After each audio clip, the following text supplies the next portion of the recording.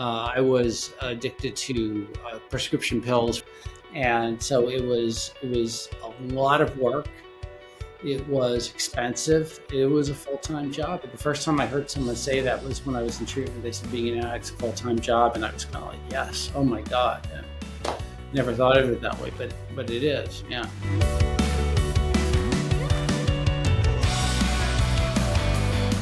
Hello and welcome to The Secret of My Success, where we explore what it means to live a fulfilling life. I am your host, Erin Currin.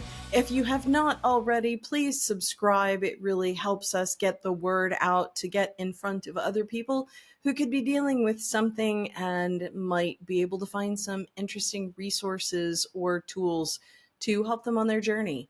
Also, if you really enjoy the episode, we would appreciate it if you would like and possibly even comment. Let us know what touches you, what reaches you, and how you experienced the conversation.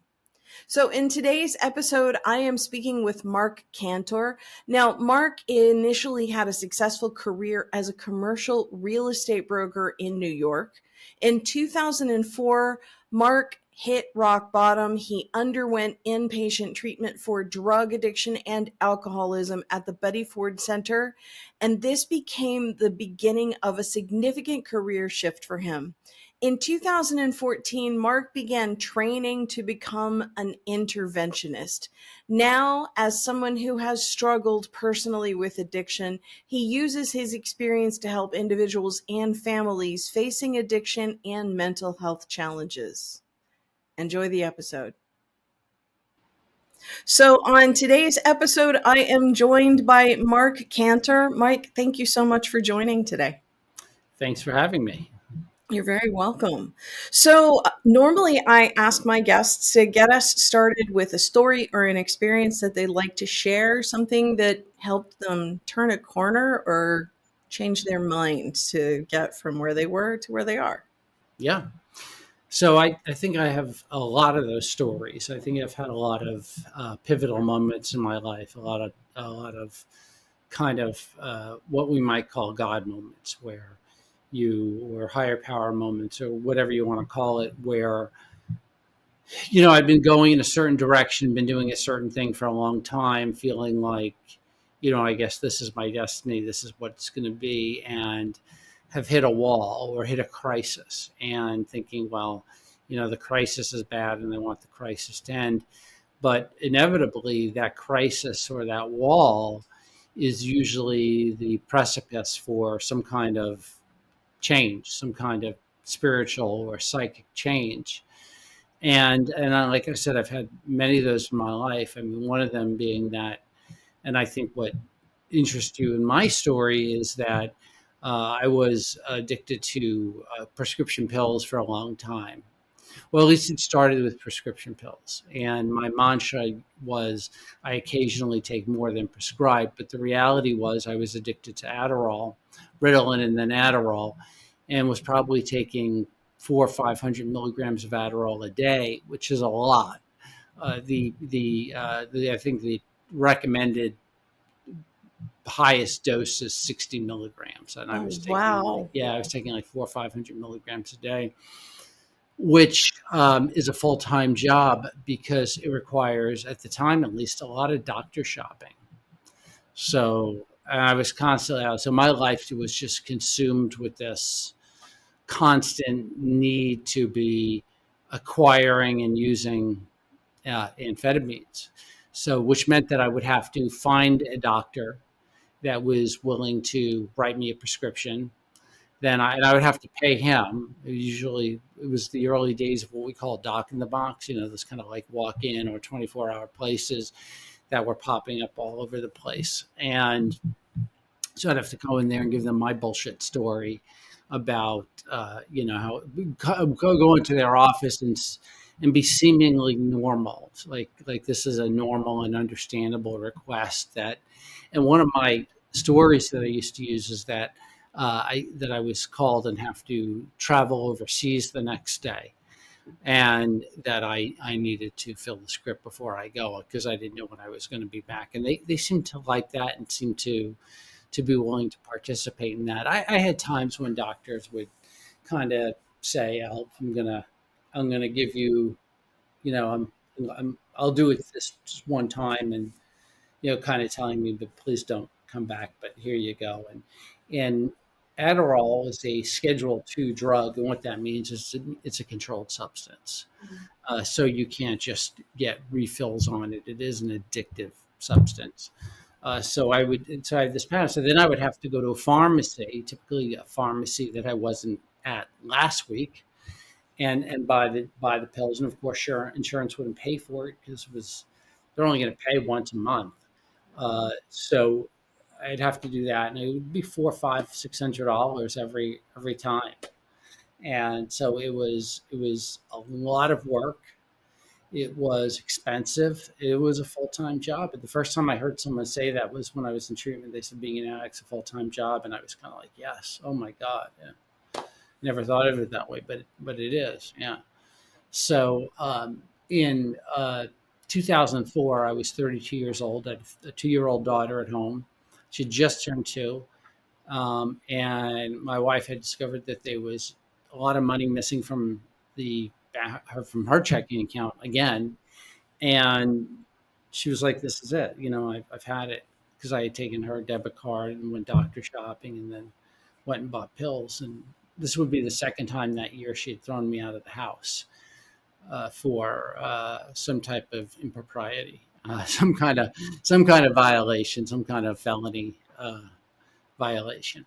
And uh, she called my parents. She took my daughter that night and went to a friend's house, and wound up talking to this neighbor, and really understanding that Adderall is an addictive substance, even though that's like what they give kids in schools.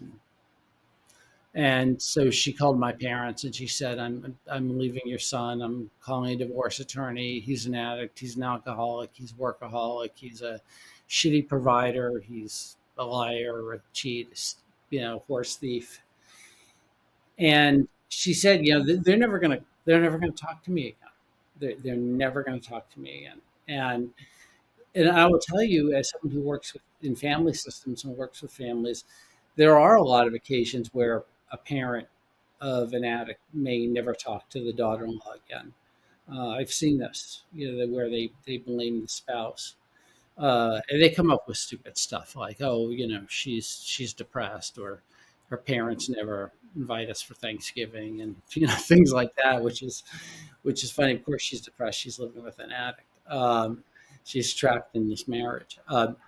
But my dad had called me the next day, and he said that he had gotten this message, and he knew everything that she had said was true. He just needed a day to think about it, and said, "You need to do something about it. You need to go to treatment. You need to go away." And I said, "I'll go to the Betty Ford Center. I'll go if I can go to the Betty Ford Center because that's where movie stars go."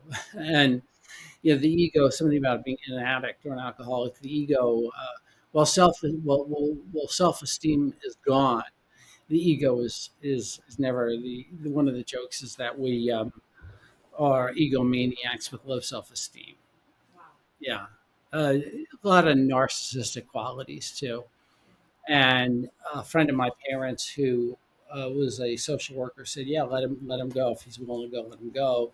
And I got to the Betty Ford Center, and which is a beautiful place. It's a very different program now than when it was 20 years ago, but a beautiful place in Rancho Mirage, California. And there were no movie stars. It was not the luxury situation I thought it would be, or I hoped it would be. It was beautiful, but in kind of like a college campus setting. Nobody had their own room. Nobody could pay more to have access to their phone or their laptop or anything. And it was very much what they call a Minnesota model, which is they're training you for a life in Alcoholics Anonymous or Narcotics Anonymous.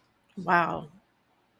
That's, it sounds like while being an addict is a full time job, I think being the spouse of an addict would also be a full time job because, like, you're being gaslit constantly, and you've got to be looking at everything. You feel like you're paranoid, but you don't know what's real, you don't know what's not.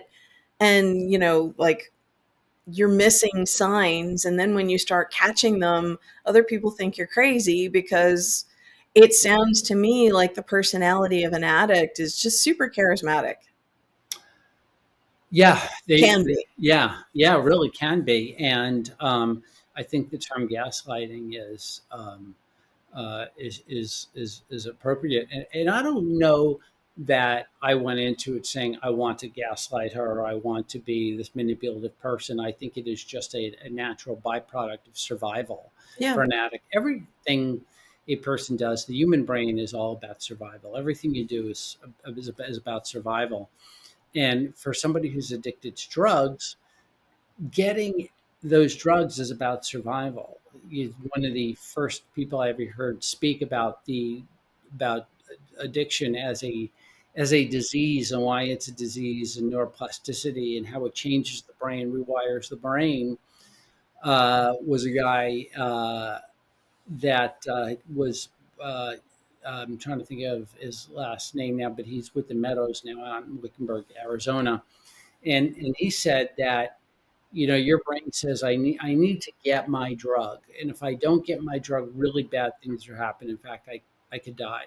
And I remember hearing that and being like, yeah, I remember feeling that, like, it's pretty bad. You need it, and you'll do anything because you just your brain has been wired to think you can't survive without it. So you'll do anything. So that's lie, cheat, steal, and manipulate. And you just have to do that. You have to you're always having to.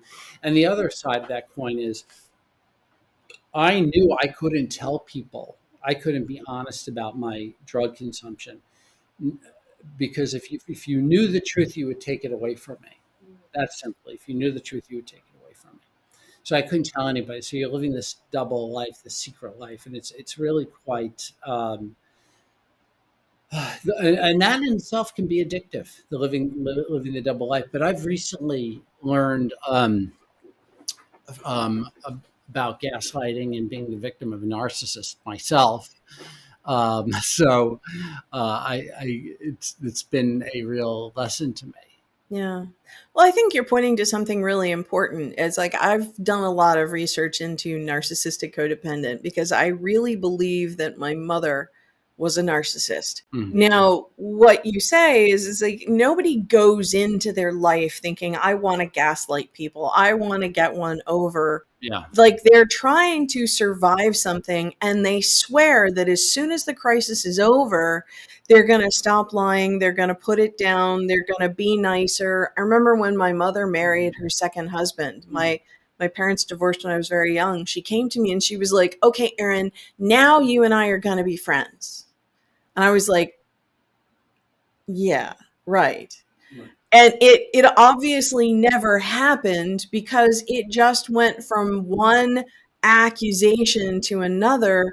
Whatever I was like, kids get upset about stupid stuff. We're learning how to emotionally regulate. Right. And anytime I would get upset, she would hear it as an accusation of her mothering Yes. Yeah. and then turn it against me. Yeah. And it became an insane game where she didn't mean to be doing what she was doing, but she couldn't help it. And I had no clue what was going on and created an entire personality that I'm now, working on unwinding. And it just it goes on. It's one of those things where we don't know where it starts, and the person both of the people who are affected by it really don't understand what's going on until something happens where one of them has to. Like, A precipitating event, we call that. yeah, The flashing red lights, the overdose, the arrest, the coming home and there's a note on the counter and the house is empty, things like that. It's yes, the precipitating event.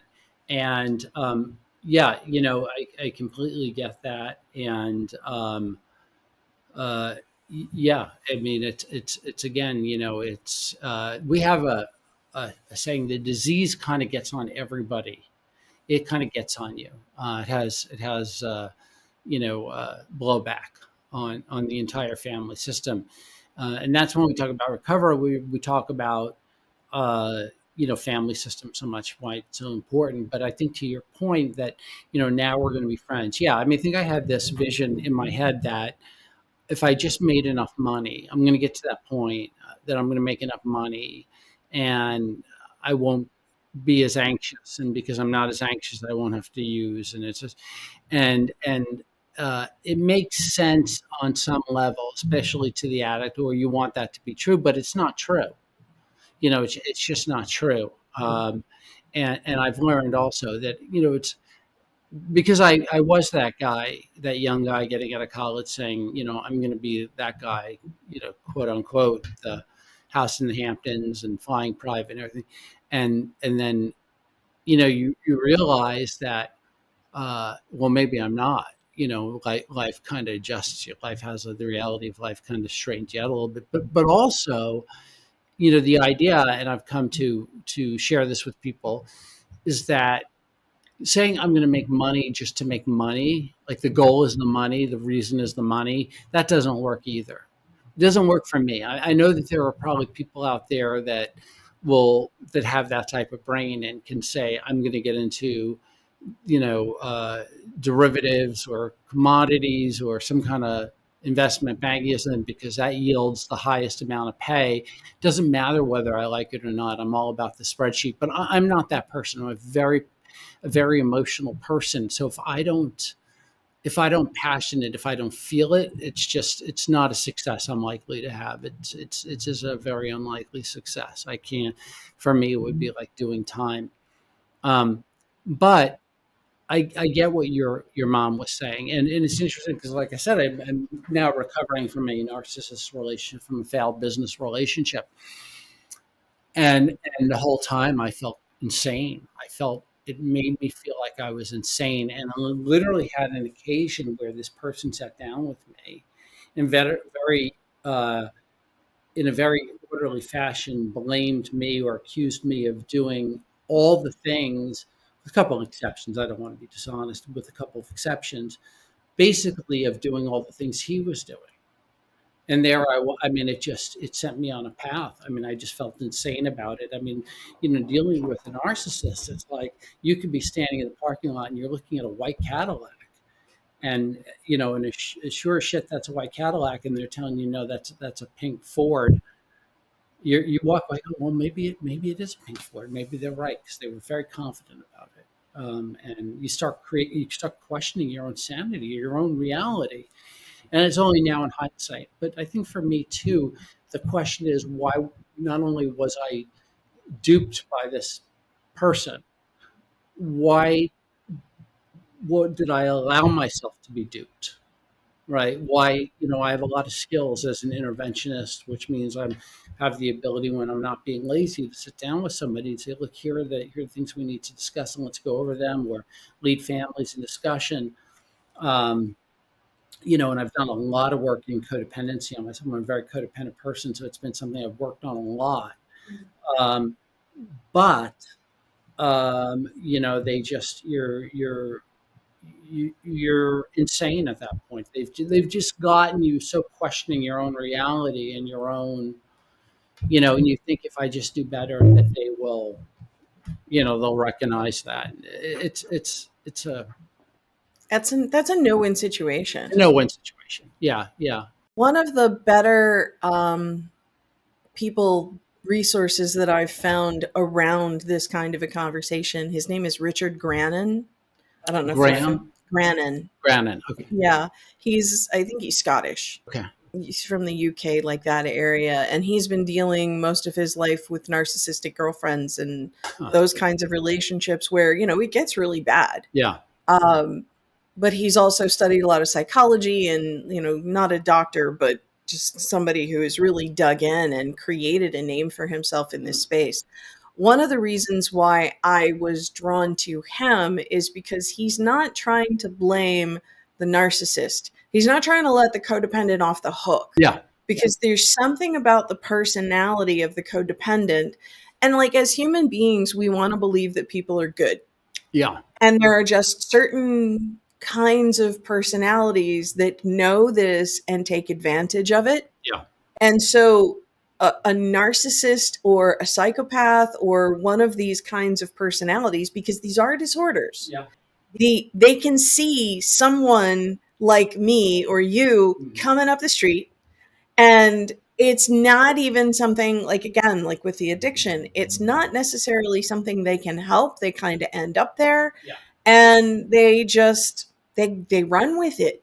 And one of the things that Richard Grannon talks about is he talks about the contract that the narcissist and the codependent co-create. Yeah. Yeah. For And sure. so then the codependent is then like thinking, well, yeah, but I helped create this situation because I agreed to Participate. this set of values. I agreed that that car was actually pink, knowing full well it was white. Mhm. I let it go for so long. And so like then there's this guilt, or there's this attachment, Mhm. or this refusal to acknowledge that you got taken, Mhm.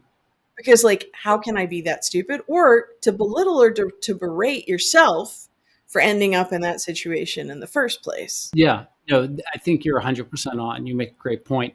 I always say we you wouldn't do it if you didn't get something out of it. True. Everybody, there's a payoff. And I see this with families. Why are they not?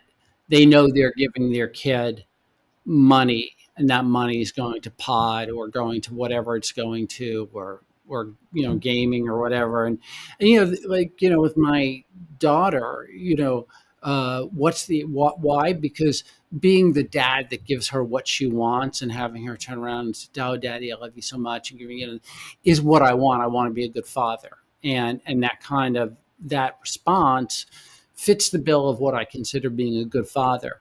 But it's true, and I think too with the narcissist, um, I think I wanted to feel like I could compensate for it. Yeah, and that if I did the right thing, if I worked hard enough, we'd overcome this and it wouldn't matter. Yeah. And I see now that was the wrong thing to do.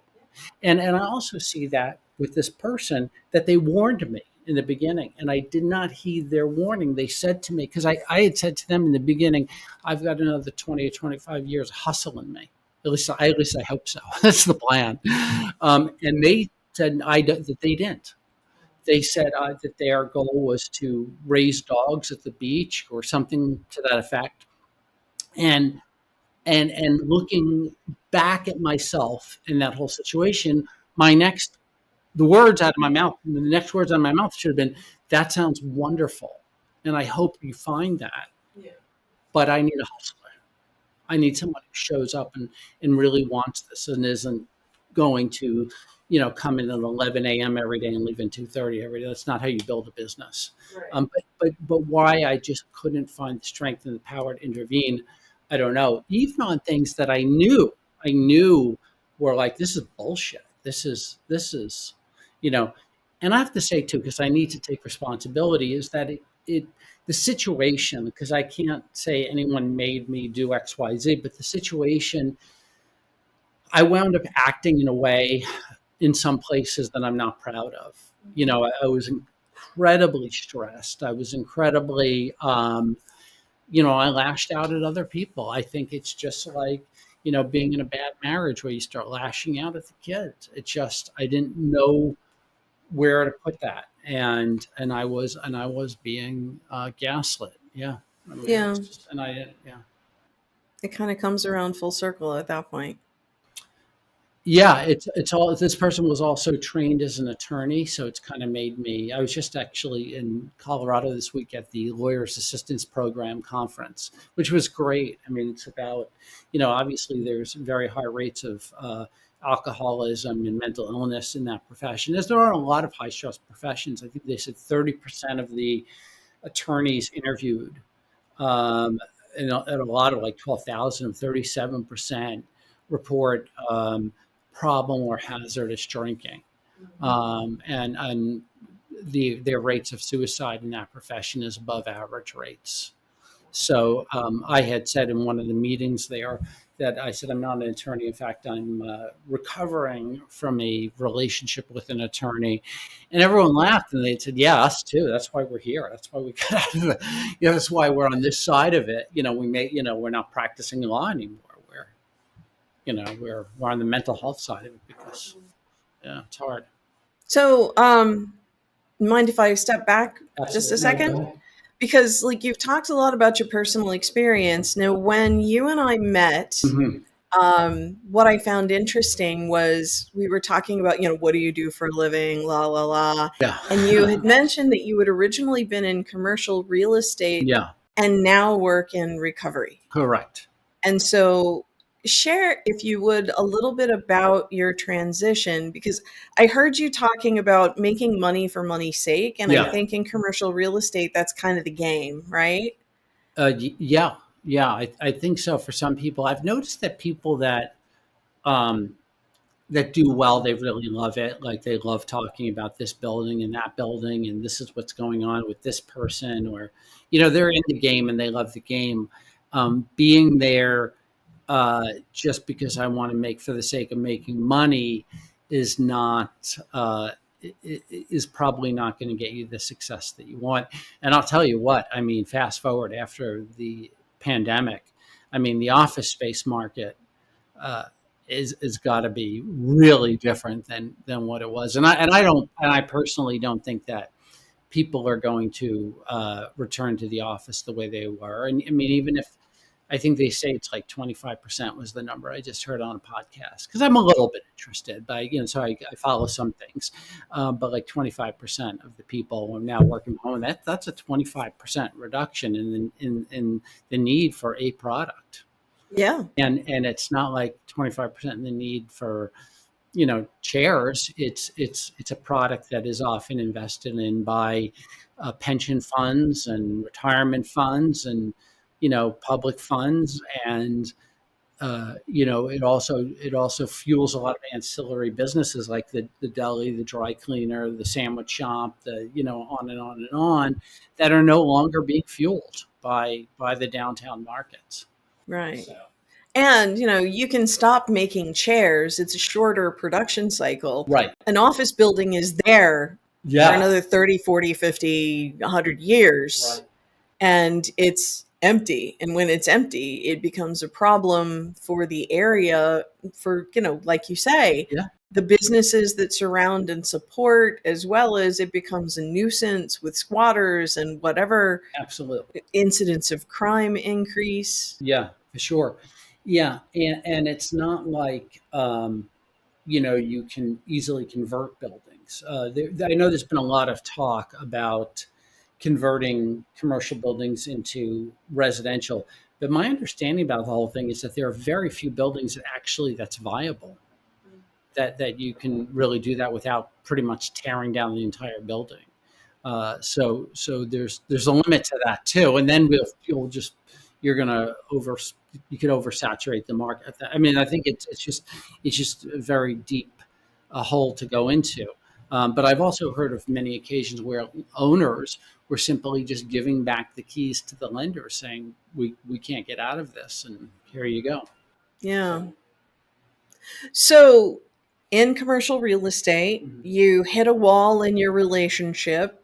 How, Mhm. how did that transition from commercial real estate to recovery look? Like, your wife calls your parents, says, your son is an addict, I'm leaving, we Yeah. have problems. Thank you. So, yeah, I mean, I got into commercial real estate when I graduated college in 1996. I worked in Washington, D.C., then I worked in New York for a while. When I was in New York, I really enjoyed it because it was fast moving. I mean, when it was really pre internet. I mean, I remember having to ask the IT department to put like Netscape on my computer, and I still didn't use it. I still really didn't know, like, what occasions am I going to use this for. Email was still pretty new. Mainly, we were still calling each other. We weren't texting yet and doing things like that. And then had been commuting between New York and DC for a long time, and that was exhausting. I would take the 4:40 a.m. train on Mondays back to New York, and the 4:20 train to DC on Fridays, and it was exhausting. And I just gave up on it. I got too tired. So my wife and I got engaged. I'm going to move back to DC, and I did that. And then my career started to fall apart. And slowly, little by little, it just kept creeping into a more and more of an addiction for me. They were times in between moving to DC and um, going to treatment. There were many times where I could survive. I could go on a trip. Like we went to India on a trip, and I wasn't terribly concerned about the pills I had. I mean, I could make it work, kind of thing. Um, but it was there. It was dormant in me. That's awesome. Yeah, All right, cool. Well, I think we're safe. let's see if the lawn care gods have now cleared us. Right. Okay, so when we left off for lawn care, Mhm, right.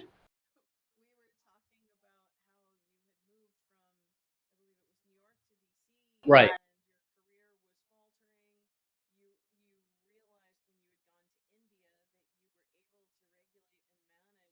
Right. Right. Right. Right. So we had taken that trip to India in 1999, and which was a lot of fun, and it was really interesting and everything. It's a different world. It's one thing you go to Europe or whatever. It's kind of not so different, but you go to a place like India, especially 25 years ago. It really is. It's very different. It's a different world. But I was able to do that trip without being concerned about my drug supply, not being anxious about it. And I hadn't crossed over that invisible line in the sand that we talk about, that there's just no going back. You don't have a problem with the brakes if you don't try to use the brakes. You're driving along and your brakes are out, but you haven't hit the brakes. You don't know, you don't, there's no problem. It's only when you try to stop, you realize there's a problem. And it's the same with drug addiction. So, but fast forward, the summer before I go to treatment, my wife and I are in Italy with our 1 year old or 1.5 year old. And my wife's parents live in Italy half the year. My mother in law is married to an Italian, and we're there, I think, for their 30th anniversary. And I've already gone through like what would be considered 2 or 2.5 months worth of Adderall, right? And my anxiety level is just through the roof. I mean, my character defects are just, and I made up an excuse for us to come home a day or two early, because I didn't know what to do. I'm gonna be out of pills. I'm gonna start going through withdrawal. I'm gonna getting very anxious, and my wife was just furious at me. She was a kind of a combination between she didn't care anymore and she was furious. And but I was totally doing my codependent dance, and like trying to love, making a whole thing. And she was like, I don't care. Like, just go home. And it was interesting because I knew that I had an addict dream come true. I had a doctor, psychopharmacologist in DC, who would write me a prescription for whatever I wanted. And he was great, and he was cheap. He was actually a Harvard medically trained doctor, but I mean, they definitely was something off. I would call him and I would say, "Doctor, I'm coming up," and he'd be like, "Okay." And I would take the metro up Connecticut Avenue, go to see him. His office was a hoarding situation, had a shopping cart in it, and it was a crazy, crazy situation. So I would go to his office, and he would write me a prescription for Adderall or whatever I want, and I'd be like, give me another one just in case. And all right, here you go. And no doctor would do that. That's, it's illegal, it's unethical. It's, the conversation is you're an addict, and we need to treat this. Um, so I knew he was on vacation with his family in Massachusetts, but I needed to get in touch with him because I was desperate. So what I do is I have his home phone number, and I call his home, and I say, what I'll do is I'll pretend like I accidentally called the wrong number, and then try to get him on the phone and let me come up to his house to get a script, which in the past he'll let me do. And his wife answers the phone, and I says, Dr. So-and-so there. And she said, is this one of his patients? And I said, I said, yeah. And she said, Larry died. And I said to her, are you sure? And she was a therapist herself, and she very nicely and very calmly said, yeah, I'm sure. And I got a phone with her. I said, I'm so sorry, but and I said, went to the funeral. She said, we had it already. And, I hang up with her and I put my head down and I cried. And I think I knew I was fucked at that point because, I had this go-to connection for so long. And now how am I ever going to find this again? And I think in a way, perhaps his dying accelerated my addiction and therefore probably got me into treatment earlier, got me help earlier because it went from 70 miles an hour to 150 miles an hour, just like overnight. Now I knew I'd be now I was doctor shopping, and now it really just accelerated and just became really bad news. So, yeah. Really amped up the anxiety, it sounds like, Oh my because God. if Yeah. you know you've Yeah. got that source, then like it doesn't contribute to the worry or the concern. It doesn't. And there's that test they did with the mouse, and they put the mouse in the cage, and it's got a lever, and when it hits the lever, there's cocaine, and the test is the results are if the mouse hits the lever and gets cocaine one time but never again, there's no problem. If it hits every time it hits the lever, it gets cocaine, so there's a constant supply, there's no problem. It's when it's the intermittent reinforcement that when sometimes it gets cocaine and sometimes it doesn't, that mouse will sit there and continue to hit that lever until it drops dead. And that's what the addiction is. Yeah. So, yeah. So, okay, that creates the problem to set up for the breakdown. Yeah. Now, Yeah. you went to the Betty Ford Center, Yes. you went through the program, you come back, and now, like, how did you get from there to running recovery centers, and how's your marriage? Well, we're still married. We just celebrated 25 years of marriage, and thank Congratulations. you. And my daughter, my soon-to-be 22-year-old daughter, actually officiated at our second. We renewed our vows for our birthday. We have this is coffee shop in Delray that my wife always hangs out at. She takes her computer and works there, um, we rented out the coffee shop, and so we had like 60 friends come for just kind of a casual thing. And then my daughter, who had gotten her certificate to be ordained because she saw it on Grey's Anatomy, Meredith Grey gets ordained. She's like, "Oh, I'm going to do that." So, you're renewing your vows in the coffee shop. That's really extraordinary. Yeah, yeah, it was cool. Yeah, yeah, it was nice. Um, how did you get into recovery? Oh, so yeah, the bigger question. So I was sober for a long time. I was sober when we moved down here in 2018.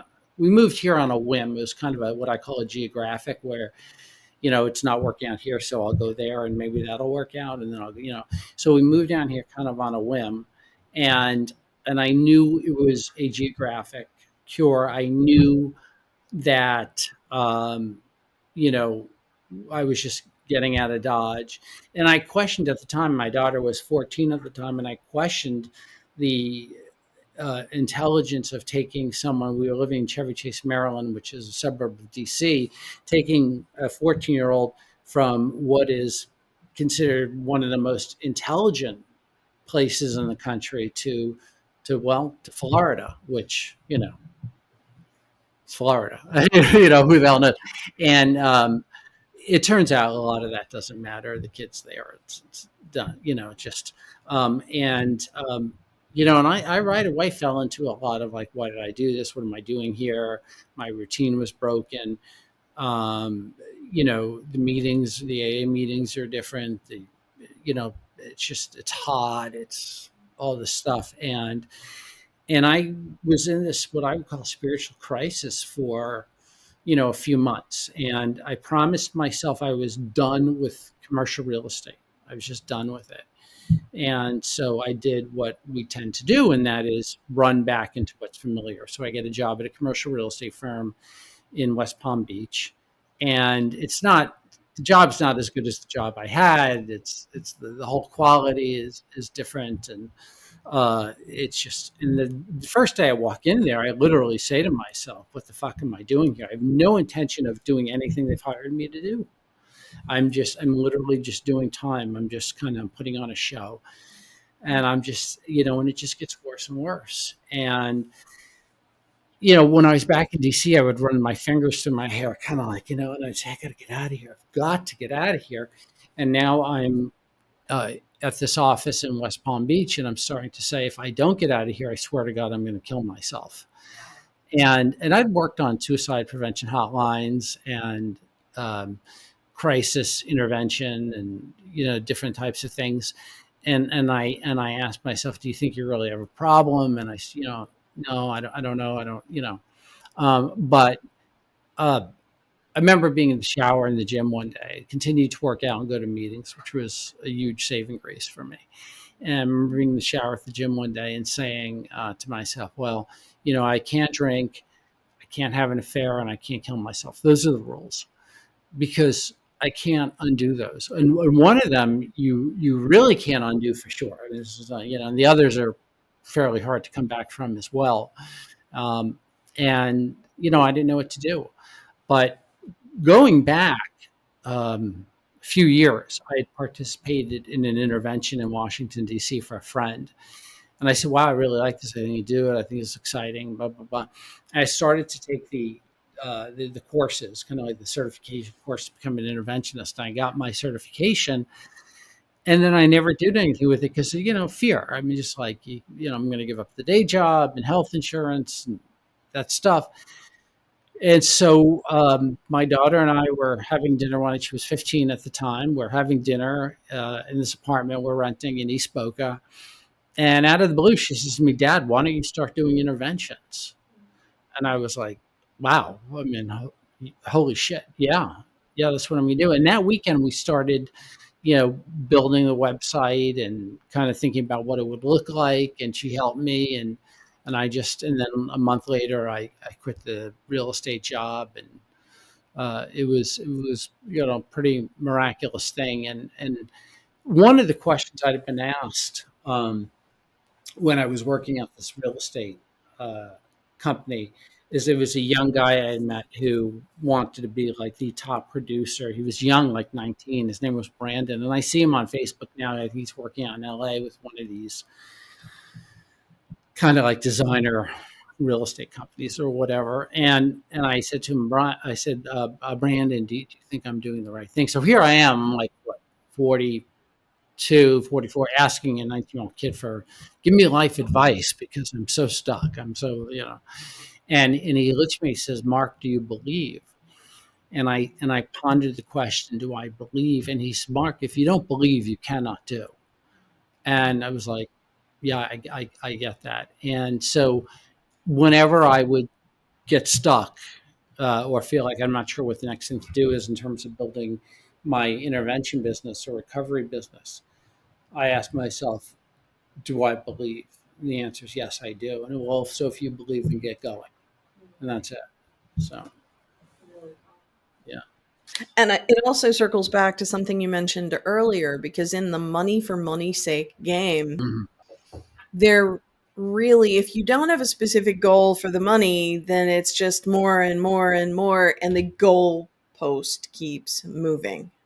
And I wish that were the case for me, but that wasn't the case. I wish I could say that I, got to my first making $1 million a year and that wasn't enough. And then I need to, I was never successful at it. I mean, I had some years where I was successful. I had some years where I was the top producer or I was you know, I'd worked on the biggest deal but I was not successful the way my peers were successful. People that were in commercial real estate and had my tenure that were in the business for 20 years, they were making $500,000 every year, $1 million a year. I mean, easily. I don't know what the case is now, and I wasn't. I just, even the good years that I had were not that. So, Well, but it also circles back to something you had mentioned earlier about being a more emotional person. And I think It sounds like what was missing for you was really that sense of purpose. Yeah, absolutely. Yeah. And it sounds like now being an interventionist, like, is that fulfilling that purpose for you? It does. Yeah. I mean, it really does. I really love talking about recovery. I love talking about myself. I love, I love the miracle of it. And I love that I can show people that I can have an expertise in something that's very elusive to a lot of people. Um, that I get calls from families and they're completely baffled and completely stuck and they don't know what to do. Most of my work is with families and not the addict, though. Prior to an intervention, I do a 2 day intervention. Day one is with everybody in the family system or whoever's going to participate in the intervention. And day two is the actual intervention. And if I do my job correctly, day one, day two, I'm doing very little, but kind of just pointing and maybe adding flavor here and there. I'm not doing the heavy lifting. The family's doing the heavy lifting. If I've prepared them correctly. Um, and well, I may have a very good experience with the addict or alcoholic or whatever that day and transport them to treatment and have good rapport with them. I'm fairly easygoing because in my mind, if they're moving forward and they want to stop and have a drink, that's fine. I don't want them to stop drinking until we get to a medical detox. I don't expect them to on a dime just because we've had an intervention not want to use or have cravings. So I'm not, I'm not taking anyone to the drug dealer, but I've taken people to the dispensary. I to get their edibles or whatever. Or I've taken, people need a drink and that's fine. And whatever, I've taken people clothes shopping, whatever they need, whatever they want to eat. I take good care of them because as long as they're moving forward, they're doing what they need to be doing, and that's fine with me.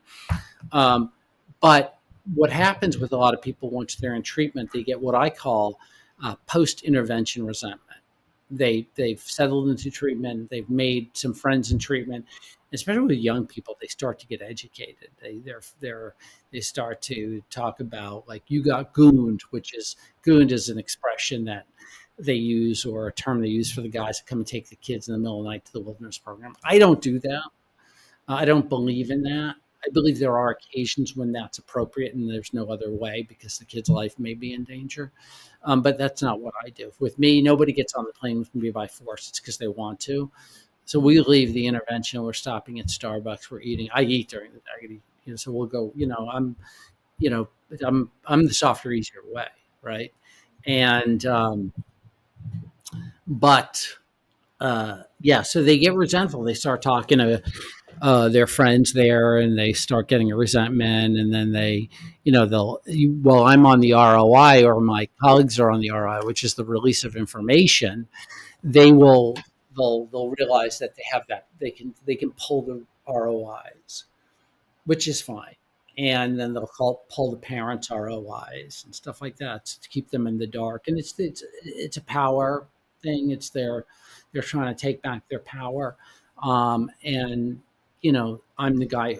They were fine until I got there. I didn't have a problem with like, you didn't have anybody enforcing the rules until I got there. That's the problem, and I get that.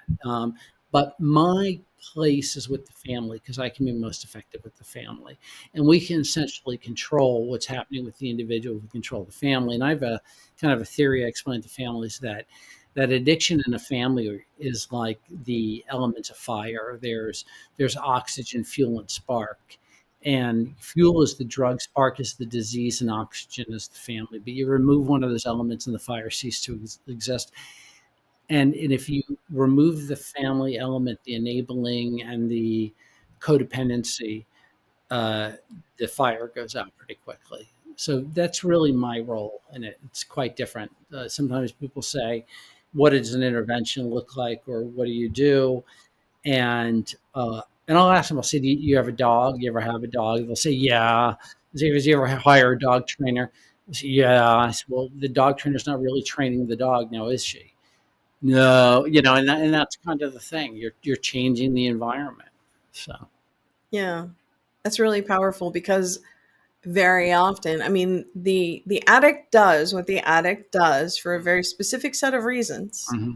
And if the environment isn't altered, then you're expecting the addict to try not to do the thing that they do to stay safe Yeah.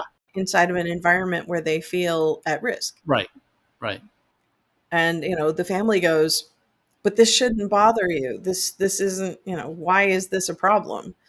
We don't know why people are the way they are or see things as Yeah. threats. And very often what might seem like a really simple situation or conversation, I mean, to the addict, like, they don't experience it the same way. Yeah.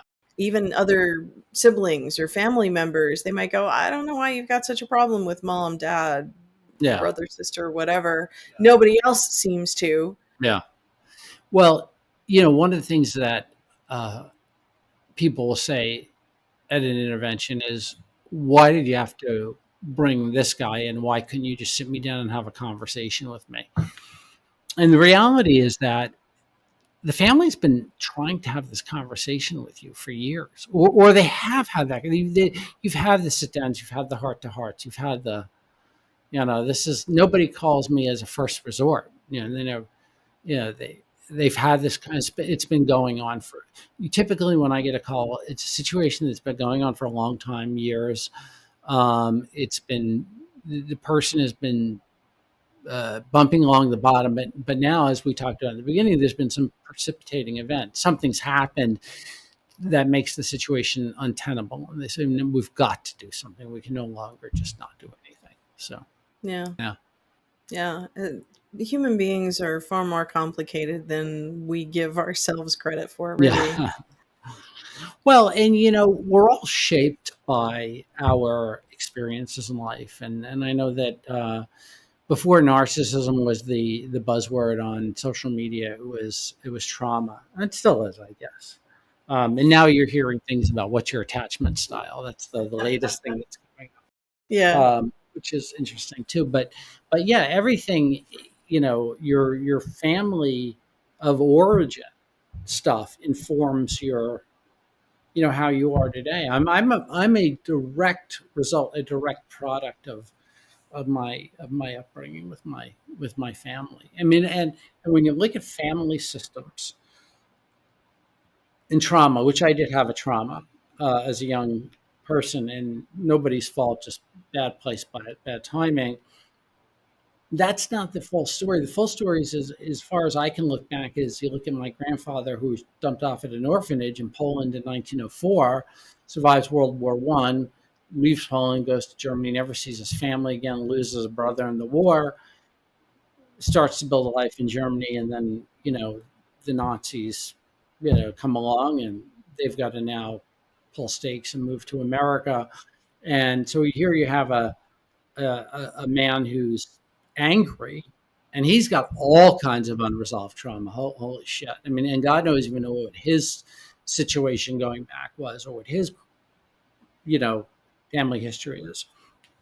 And so he then raises my dad, who, that, not only is that passed on environmentally, there's science that shows it's passed on biologically. They can actually, see it in your genetics, and then, it gets passed on to you, and, you know, so it's a whole big thing. You've got to look at intergenerational stuff. You've got to look a couple of generations back, and you got to make some very conscious decisions if you want to affect change in the future. So And I really believe that it's not a blame conversation, because especially it sounds like your grandfather's situation is so unique, because, like, to be put into an orphanage and then go through World War One and lose, and then to go through World War Two and lose. mhm. And it's not like he chose that's just like karma kind of Yeah, laughing at somebody going, yeah, all right, great, you're on a particular path to create a certain kind of a person eventually, and you don't know why or how. yeah, And it's like, we can't always explain why people end up the way that they do. I personally think that that's a losing proposition. There's no cheese down that tunnel. You're not going to get the answers that you need to. I did Joe Dispenza Uh, retreat a week ago. uh, And I remember in one of the meditations, it was like I didn't ask. I've done a lot of work, like I was talking about earlier, around family. mhm, And in one of the meditations, I got, you were brought into this life to bring joy into people's lives, mhm, and you just tried to do it the wrong way mhm, by taking something away from them. mhm. And like Abraham Hicks says, you can't be sick enough to make someone else healthy. Right, You can't be sad enough to make somebody else happy. right, And that was what I was trying to do right. for most of my life. Well, that's codependency. Yes. Eh, Well, Yeah, yeah. yeah. And my definition for myself of codependency is if I were a better person, other people would be happy. Yes. Like I have the ability to make you happy. It's in my power. It's ridiculous. Yeah, no, you just that's never going to happen, right? I mean, um, but going back to what you're saying is, you know, uh, and thank you for sharing that with me. But people didn't have the words that they have today. We didn't have the vocabulary. If I had shown up at Betty Ford in 2004 and they said, "What's your trauma?" I would have been like, The fuck are "No, you talking about? yeah, I wasn't in Vietnam. What are you talking about? I've never been shot." Yeah. I had no idea, and they weren't asking that question then either. They weren't. The going philosophy at the time was not people become addicts or because of a trauma past experience.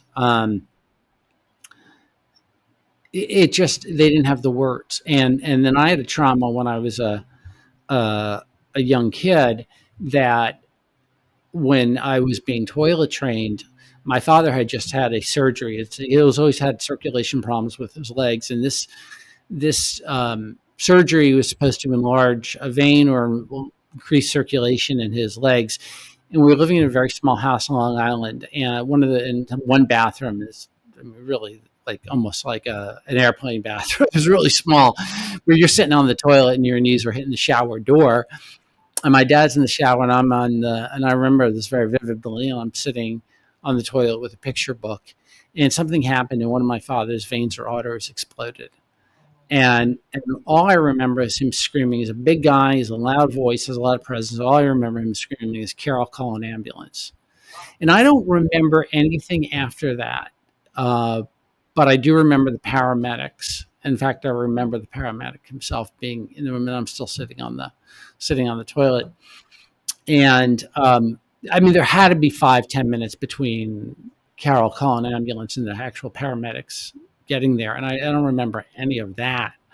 Um, but fast forward, it's all right. Well, go ahead and let's continue toilet training. And it's like, and I'm like, no, are you kidding? What just happened? I'm not getting on the. Have you seen what happens when I get on the toilet?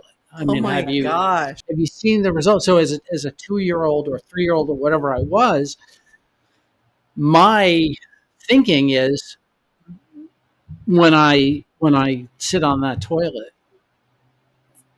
someone my caretaker almost dies. So I refuse to be toilet trained, and that was and then there's a whole other conversation in that. Not only that, I refuse to let myself go to the bathroom. I just remember that very vividly, and it's not something you can contain. Like like they say families with alcoholism or they can it's the secret, it's the family secret. But you know you don't you eventually it comes out one way or another, and it's become you're defective, and your caretakers are looking at you going, what the hell's wrong with you, right? And there's nobody at that point saying, well, duh, put two and two together, let's talk about this, what happened. Yeah, there's a trauma here, the brain has been rewired. So I go a long time, and it affects everything. So I'm in my mind, I'm broken, I'm defective, I wind up in special ed classes. I remember being in these special ed classes, and teachers, The worst thing that can happen to me is being called to the board or being called out and being humiliated like that. Because the answer is I don't know. And not only do I not know, I don't even try because I'm broken. Why try anyway? Right. And this is where the foundation, you're building the house on this faulty foundation. And, you're ashamed, you're embarrassed, the best case scenario is the teacher ignores you and just gives you an F. That I'll take that F. Thank you very much. And I get pulled out of mainstream classes, put in special ed, and all these things, all this messaging is just like, you're broken. You're different from other kids. You're low self-esteem. It's all these things. Now, I'm not saying that had that event not happened in the bathroom, that I'd be a Rhodes Scholar today, that I would be, I'd be something great. I don't, I don't think that's the case. But would have things been different? If my wife and I were talking about this the other day. I said, had my parents been people that sought therapy, would my life have been better? And I think the answer is yes. And my daughter's life is better because I'm someone who works on myself. You know, that's the only power we have is to work on ourselves. And I say that. I say sometimes, the best way to help someone else is to work on yourself. Yeah.